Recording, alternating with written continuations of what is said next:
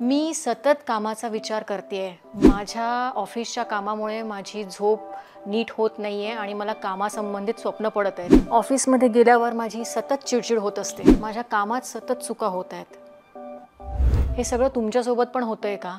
आणि जर हे असं होत असेल तर याच्यावर उपाय काय आहे? नमस्कार, मी डॉक्टर वृषाली राऊत. मी एक ऑर्गनायझेशनल सायकोलॉजिस्ट आहे. म्हणजे कामाच्या ठिकाणच्या वर्तणुकीवर मी अभ्यास करते आणि त्या संबंधात मार्गदर्शन देखील करते.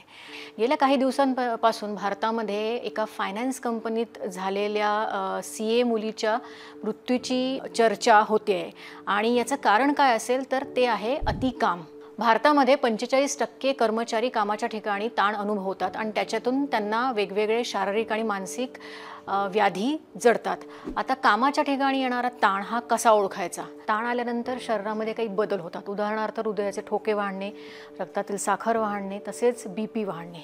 आता ताण आल्यानंतर जर ही प्रक्रिया जर शरीरात होत असेल तर अर्थात त्याचा आपल्या वर्तणुकीवर देखील परिणाम होतो. त्यामुळे जी व्यक्ती ताणात असते तिला झोपेचे प्रॉब्लेम निर्माण होतात, पचनसंस्थेचे प्रॉब्लेम निर्माण होतात, कामामध्ये चुका होतात कारण ती नीट फोकस करू शकत नाही, तिचं लक्ष नीट लागत नाही. ताण अनुभवल्यानंतर तुमचं शारीरिक आरोग्य आणि जे काही मानसिक आरोग्य आहे अशा दोन्ही गोष्टींवर वाईट परिणाम होतो. आता हा ताण हाताळायचा कसा? तर ताण हाताळण्याच्या पद्धती प्रत्येकाची वेगवेगळी असते आणि त्यात जास्तीत जास्त आणि चुकीची वापरली जाणारी पद्धत म्हणजे कुठल्याही व्यसनाचा म्हणजे चुकीच्या सवयींचा आधार घेणे. तर ह्या सवयींचा आधार न घेता अशा अनेक गोष्टी आहेत ज्या करून आपण ताण हा सकारात्मक पद्धतीने हाताळू शकतो. त्यातली सर्वात मोठी किंवा सर्वात महत्त्वाची गोष्ट अशी आहे की आपण कोणत्या प्रकारचं काम करतो आणि त्या कामाकरता कोणत्या क्षमता आवश्यक आहेत. जर तुम्ही एखादं काम करत असाल आणि त्याच्याशी आवश्यक क्षमता जर तुमच्यापाशी नसतील तर तुम्हाला नक्कीच ताण येईल. याच्यानंतर दुसरी गोष्ट आहे ती आहे संसाधनाची. संसाधनं म्हणजे रिसोर्सेस.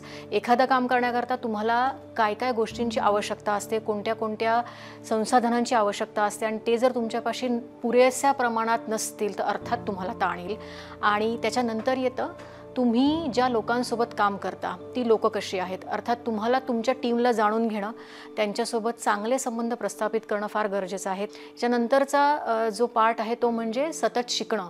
आता सतत शिकणं म्हणजे काय? तर तुम्ही सध्याच्या परिस्थितीत जर बघितलं तर टेक्नॉलॉजी ही सातत्याने चेंज होत आहे आणि त्या चेंज झालेल्या टेक्नॉलॉजीसोबत आपल्याला जुळवून घ्यावं लागतं. त्याच्यामुळे सतत स्वतःला अपग्रेड करत राहणं, नवीन नवीन कोर्सेस करणं किंवा जी काही तुमच्या क्षेत्राशी संबंधित माहिती असते ती त्याबद्दल वाचन करणं, या सर्व गोष्टी आपल्याला ताण हाताळण्यासाठी देखील कामात येतात. कारण जर तुम्हाला तुमच्या क्षेत्रातल्या नवीन गोष्टी माहीत नसतील अर्थात तुम्ही मागे पडाल आणि त्या गोष्टीचं तुम्हाला टेन्शन येईल. यासोबत तुमच्या शरीराची काळजी घेणं म्हणजे सेल्फ केअर हे फार आवश्यक आहे.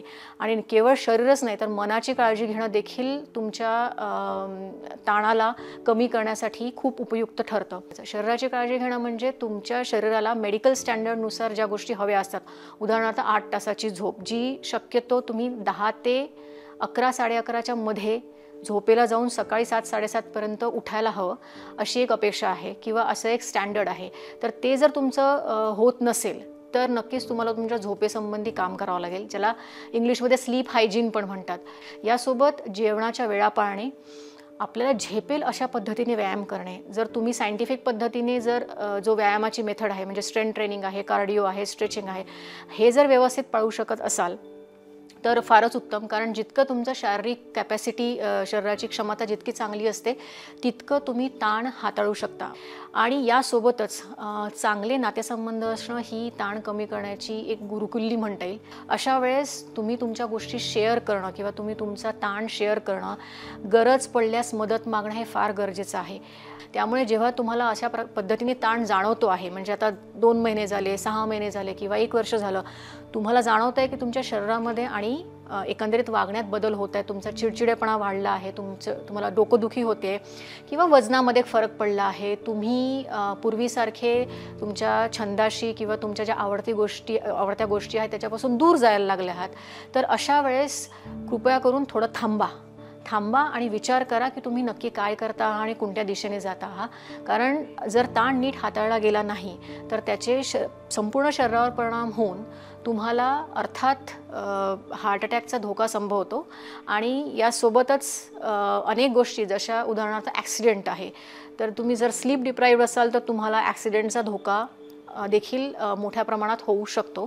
त्यामुळे एकंदरीत तुमच्या शरीराचा मनाचा विचार करत तुमच्या कामाची विभागणी करा, तुमचं कामाचं प्लॅनिंग करा आणि या सगळ्यांकरता आवश्यक म्हणजे टाईम मॅनेजमेंट. सो आपल्या वेळेची आखणी करणं, वेळेपेक्षा जास्त गोष्टी हातात न घेणं, म्हणजे वेळेपेक्षा जास्ती तुमच्याकडे वेळ कमी आणि तुम्ही खूप काम घेत आहेत करायला तसं होऊ न देणं, किंवा तुमची जी काही क्षमता आहे, तुम्हाला समजा 10 तास काम जमतं आहे किंवा 8च तास काम जमतं आहे पण तुम्ही 12 आणि 15 तास काम करत आहात, तर अशा वेळेस तुमच्या शरीरावर आणि मनावर नक्कीच वाईट परिणाम होणार. एवढं होऊनही जर तुम्हाला कामाच्या ठिकाणच्या ताणापासून सुटका मिळत नसेल, म्हणजे तुमचा ताण इतक्या सगळ्या विविध मार्गांनी प्रयत्न करूनही कमी होत नसेल, तर तुम्ही नक्कीच दुसरा जॉब शोधा आणि तुम्हाला जे काही जॉबमधले प्रॉब्लेम्स आहेत ते तुमच्या घरच्यांसोबत किंवा निकटवर्तीयांसोबत जरूर शेअर करा. कारण जॉब किंवा व्यवसाय हा नेहमी दुसरा असू शकतो, पैसे कमवण्याचे साधनं ही दुसरी असू शकतात, आयुष्य हे दुसरं येत नाही. धन्यवाद.